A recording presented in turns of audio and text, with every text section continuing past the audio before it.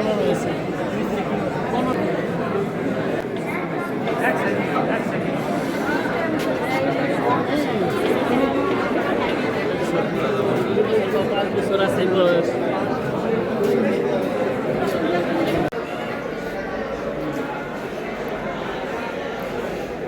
বিসমিল্লাহিররহমানিররহিম।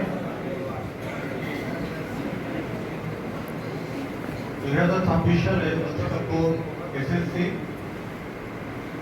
B Ed এবং দাখিল পরীক্ষা আমাদের শুরু হতে যাচ্ছে 21 তারিখ থেকে। সেই পরীক্ষা কিভাবে আমরা নিব, পরীক্ষায় আমাদের কিছু নির্দেশনা আছে।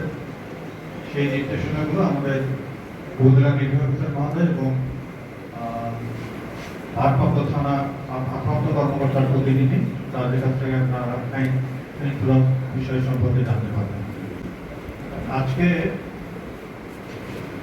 আমরা সুষ্ঠু নকলমুক্ত পরিবেশে আমাদের এসএসসি দাখিল এবং এসএসসি ভর্তি পরীক্ষা অনুষ্ঠানের জন্য কেন্দ্র সচিব মহাসভা এবং কক্ষ পর্যবেক্ষকদের সাথে মত বিনিময় সভা।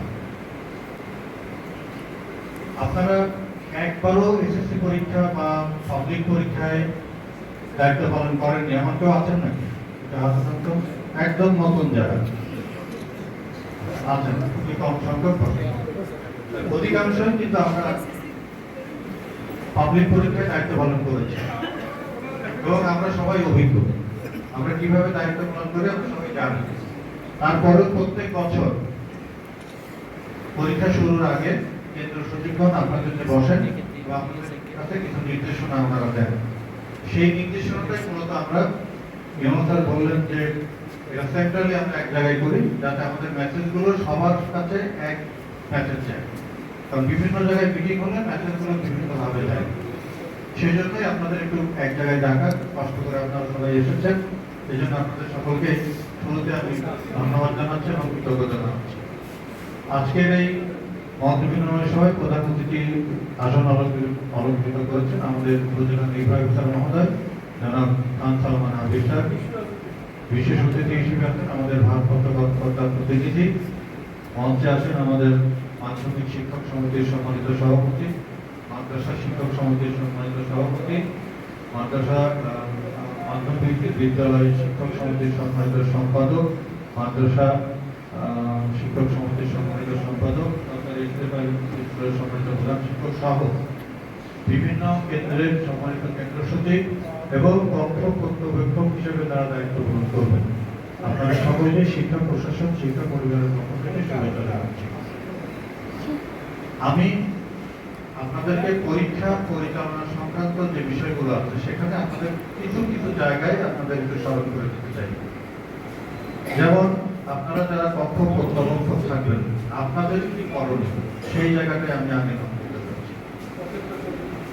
আপনারা অবশ্যই পরীক্ষা শুরুর আধা ঘন্টা আগে হল সুপারের কাছ থেকে আপনার কক্ষের জন্য প্রয়োজনীয় সংখ্যক উত্তরপত্র, প্রয়োজনীয় সংখ্যক ওএমআর নিয়ে আপনারা আধা ঘন্টা আগেই প্রত্যেকের দায়িত্বপ্রাপ্ত কক্ষে যাবেন। তার আগে যে কাজটি সেটি হলো আপনারা কেউ মোবাইল ফোন ইউজ করতে পারবেন না। আমি খুব সংক্ষেপে কিন্তু গুরুত্বপূর্ণ জায়গাগুলো কাজ করে দেবো।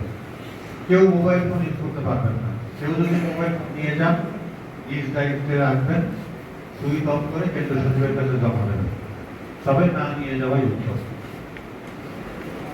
আপনারা যখন রুমে যাবেন আমাদের শিক্ষার্থীদের উত্তরপত্র এবং ওএমআর শীট পূরণ করা দেবেন।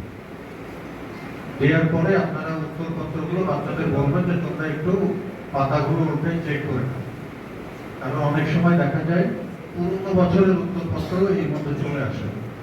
দেখা গেল একটা ছাত্র পরীক্ষা শুরু করেছে 3 পৃষ্ঠা লেখার পরে হয়তো একটা পৃষ্ঠার মধ্যে লেখা আছে অথবা ছেঁড়া পাতা আছে, তখন ওই খাতাটা সে চেঞ্জ করার সুযোগ পায় না এবং তার মনের মধ্যে একটা খারাপ টেনশন ঢুকে যায় যে আমার এই পরীক্ষাটা কি হবে। সুতরাং উত্তরপত্র দেওয়ার সঙ্গে সঙ্গে বাচ্চাদেরকে বলবেন যে তোমরা সবাই এই উত্তরপত্রটা একটু চেক করে নাও, কোথাও ছেঁড়া ফাটা বা লেখা আছে, যদি থাকে সেগুলো চেঞ্জ করে দেবে। তারপরে যেটি কাজ সেটি হলো ওএমআর শীট এবং শিক্ষার্থীদের রেজিস্ট্রেশন নম্বর, রোল নম্বর ইত্যাদি বিষয়গুলো লিখতে হয়। লিখতে হয় কিভাবে? বৃত্ত ভরাট করতে হবে।